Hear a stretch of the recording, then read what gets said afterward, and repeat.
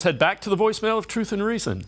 There's going to be certain people, certain fans, certain Cleveland media members that will never give up on the Baker situation and will always hold the situation with Deshaun Watson against him. I'm just getting frustrated and tired of it. You know, one hurdle we've had in Cleveland is getting these big-time players to come to Cleveland and play. And finally, we get one, regardless of the situation, and they want to poo-poo on them because of personal vendetta, like the same situation with Myles Garrett. Everyone is not going to be the way you want them to be. Let these players be who they are. And if it results in the winning and wins, then that's fine. But quit trying to push people to be somebody that they're not, and let the hating go. Feel how you feel, but at the end of the night, they're people, and we all make mistakes because you're not perfect. I'm sorry, I'm just venting, but love my Browns, go Dog Pound, and again, your show does it the right way.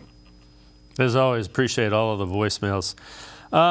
Fred, the other thing is if you win, really good players want to go and win. So one of the reasons Browns have had trouble attracting the star-level talent is they have struggled for since '99. They've struggled. Yeah, I mean, as far as, you know, Cleveland has never been the destination for, like, basketball, but what happened during LeBron era, you had all kinds of players wanting to play, you know, with LeBron and Cleveland. I think it's exactly about winning.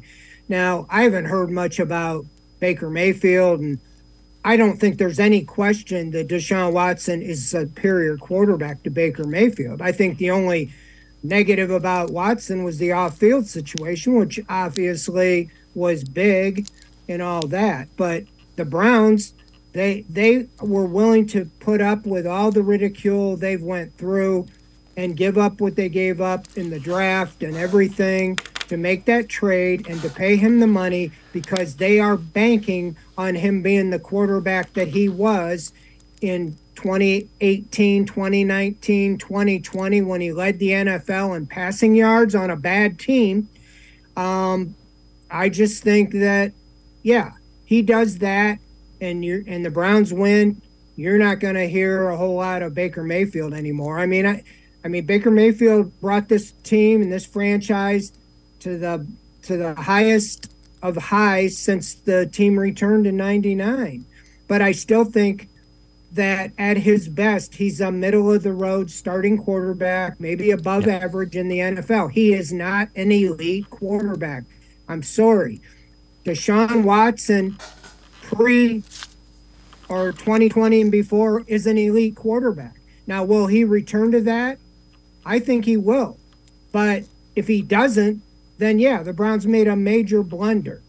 But if he does what is expected of him, he has the talent. I mean, I've watched him last year before in training camp. I hadn't seen a quarterback that talented on the Browns field in the 30 years I've covered the team, and that includes Brian Sipe and Bernie Kosar. You know, as far as athletically and everything, you know, the whole package. So will he return to what he was before?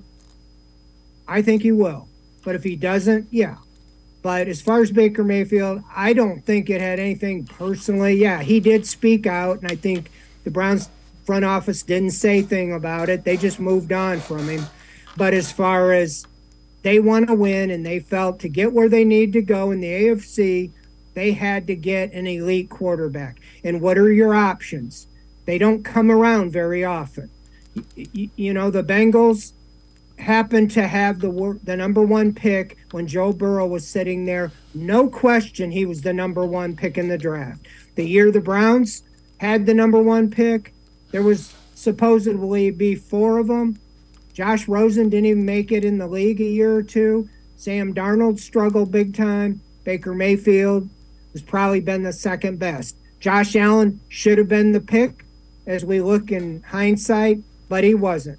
And so they saw what Watson did in the past, and they decided, this is our chance. We're all in to get him. And they're going to sink or swim this front office on how he plays. That's the bottom line.